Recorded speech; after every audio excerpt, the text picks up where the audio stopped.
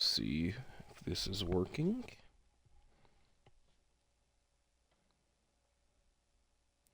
Hello, hello, hello.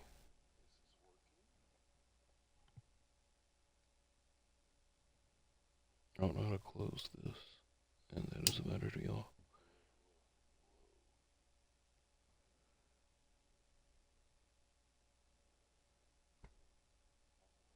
All right, I believe that this is working, and I believe that we're here for another Ring of Honor TV review, episode number 107, 107 to be exact.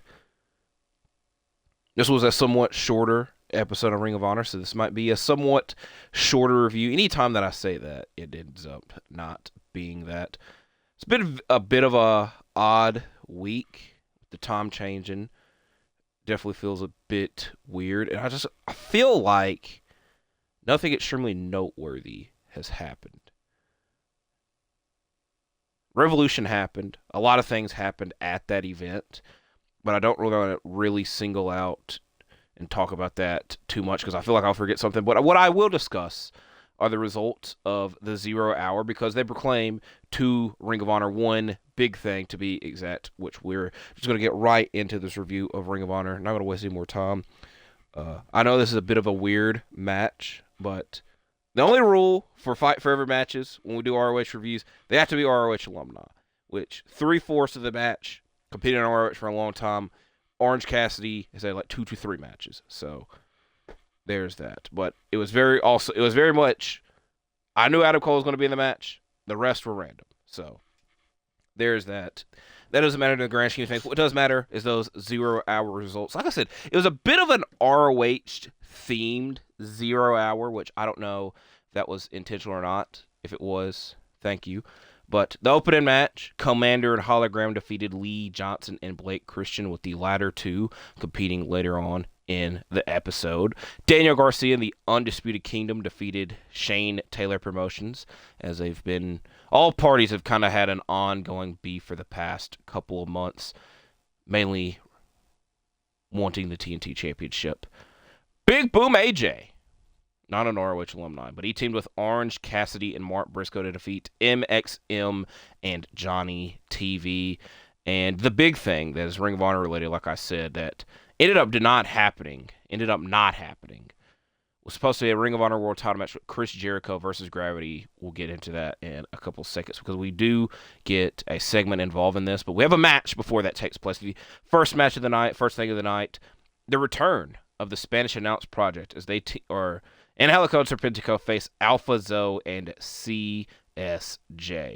Zoe and Angelico start the match off very technically while Serpentico gets trapped in his opponent's corner once he tags in. Once back of the ring, Angelico goes for a roll-up that gets a quick 2 count. However, the SAP win while having submissions on both opponents simultaneously. This is SAP's first match in 3 months. Commentary made note of, and they're back in the win column.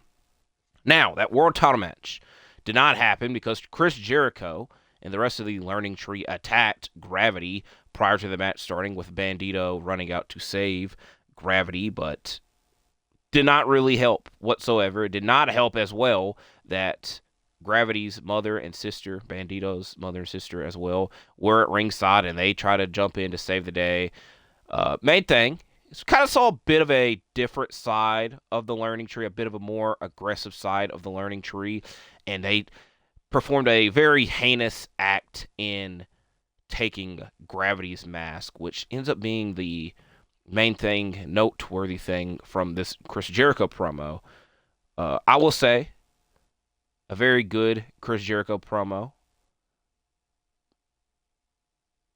in which I was trying to think of something else. I didn't want to say it, but I will say it. Best thing Jericho's done in a hot minute. There, I said it. Regardless, Jericho is holding up Gravity's mask while delivering this promo, mainly mentioning that Bandito has failed and that he is scared of the Learning Tree and that he's a bit of a failure because he did not do anything while the Learning Tree was attacking him in front of his family, and that they should all be scared about what could happen next. So like I said, bit of a different side of Chris Jericho, a bit of a different side of the learning tree as well. So we'll see how that affects Ring of Honor in the coming months. And I imagine that we'll get something else with Bandito and Jericho, but we'll see if and when that happens. Up next, a very good match, I will say. Blake Christian takes on Titus Alexander. First, I'm not going to say it's his first time competing in ROH, but I will say I want to see him compete more in ROH. But Blake Christian versus Titus Alexander. There's no code of honor due to Christian smacking his opponent in the face. The match goes to the outside with Titus being slammed into the guardrail by Christian several times. Christian delivers a spear on the apron and he follows it up with a dive through the bottom rope. Once back in the ring, Alexander hits a lethal injection. The commentators did not call it that, but in Ring of Honor lore, it's a lethal injection. And he follows it up with a dive to the outside. And it's a pop-up knee once back of the ring for a very close 2 count. However, Christian hits a curb stomp and follows it up with the Villanella Choke Zero, a.k.a. the Last Chancery, making Alexander tap and picking up the victory. I do not like calling it the Vanilla Choke Zero. I think that's a bad name, but at least I was listening this time to what the hell the name was. But like I said, I did enjoy this match and hope to see Alexander back in Ring of Honor. Next matchup, Layla Gray versus Lady Frost. Before the match, Layla Gray kind of gets a hype promo package where she's on a chess set, and she's talking about how she's helped other people before, and she's now really focusing on her own and focusing on winning on her own. And she's able to do that because this is a very quick matchup. It is back and forth. We get lots of forearm shots between both. A series of roll-ups. Spoiler alert, that's how the match is. But we do get the corner cannonball by Frost with Gray moving out of the way of Frost's top rope dive and Layla Gray picking up the victory via roll-up.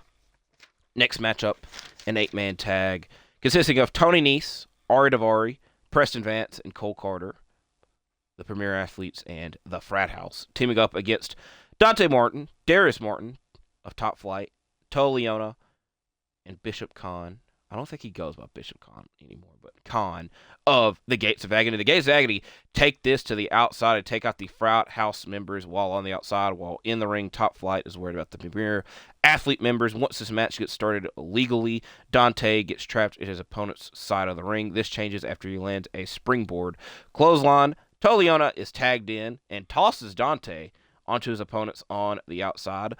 Toa follows this up with a pounce, period, on Mark Sterling on the outside. Jack Jameson then tries to insert himself into the match, but he cannot stop the Gates of Agony from being hit, meaning that Gates of Agony and Top Flight win this matchup. Next matchup is Aaron Solo versus Dark Panther.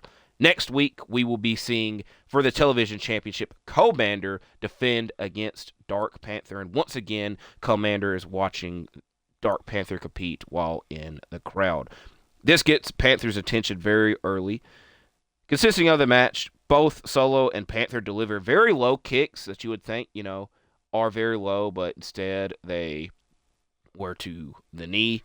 Panther lands a pair of tope suicidas and then taunts Commander after doing so. Once back in the ring, Dark Panther lands a big drop kick to pick up the victory, and after the match, Commander jumps the guardrail and they go face-to-face while at the ringside area. It does bother me because I very much just want to call him Black Panther. It just feels easier to say that, but it's Dark Panther. Next matchup is Lee Johnson versus Katsuyori Shibata. Shibata, very technical from the start, even making Johnson grab the ropes after a figure 4 attempt. Johnson then runs to the outside and tries to make Shibata chase him around, but ends up tripping him at one point. Back of the ring, the two deliver chops with one another, with Shibata getting the advantage off of this.